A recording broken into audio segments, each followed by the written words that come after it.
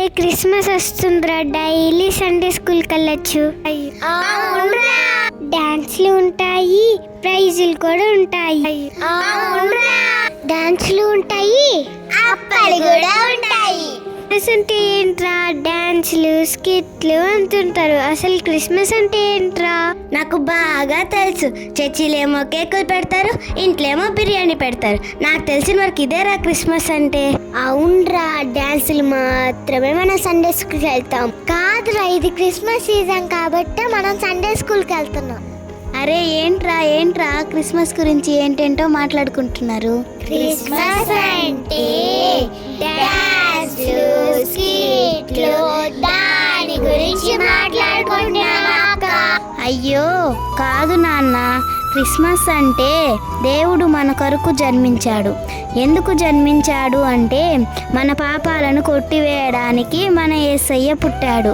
Christmas అంటే కొత్త బట్టలు, పిండి వంటలు, డాన్సెస్, స్కిట్స్ అంటేనే క్రిస్మస్ కాదు. క్రిస్మస్ అంటే మారు మనసు కలిగి ఉండాలి.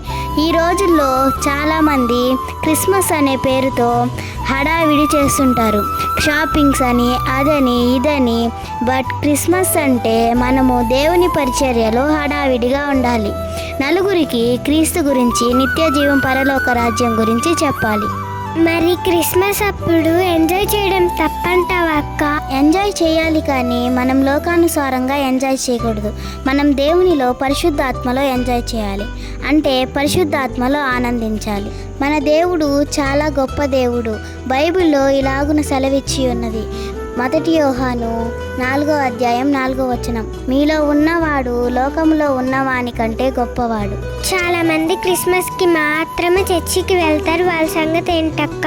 అదే, అలాగ మనం ఉండకూడదు. మనం ఆచారంగా భక్తి చేయకూడదు. నిజంగా దేవునిని ప్రేమించి భక్తి చేయాలి.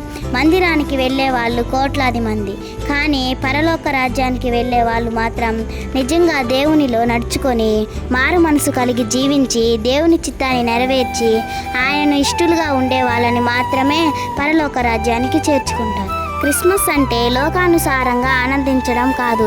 క్రిస్మస్ అంటే దేవునిలో మనం ఆనందించాలి. బైబిల్లో ఒక వాక్యం సెలవిచ్చి ఉంది. యోహాను 3:16 దేవుడు లోకంని ఎంతో ప్రేమించెను, కాగా ఆయన తన అద్వితీయ కుమారుడిగా పుట్టిన వానియందు విశ్వాసముంచు ప్రతివాడును నశింపక నిత్య జీవం పొందినట్లు ఆయనను అనుగ్రహించెను.